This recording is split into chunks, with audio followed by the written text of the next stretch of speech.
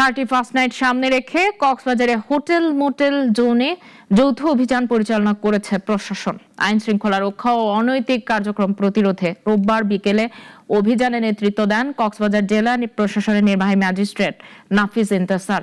অভিযানে police, RAB, answer ও মাদকদ্রব্য নিয়ন্ত্রণ অধিদপ্তরের সদস্যরা অংশ নেন। এ সময় দুটি হোটেল থেকে এক নারী সহ 7 জন পুরুষকে আটক করা হয়। আটকদের বিরুদ্ধে আইনানুগ ব্যবস্থা প্রক্রিয়াধীন রয়েছে।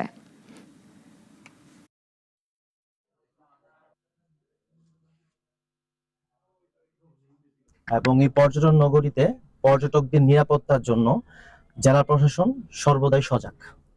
সেই লক্ষ্যে কক্সবাজারে যেন বিভিন্ন হোটেল, রেস্তোরাঁ কিংবা গেস্ট হাউসে যেন কোনো অসামাজিক কর্মকাণ্ড বা কোনো কিছু না ঘটে, সেই কারণেই কক্সবাজার জেলা প্রশাসনের একটি নিয়মিত অভিযানের অংশ ছিল এটি।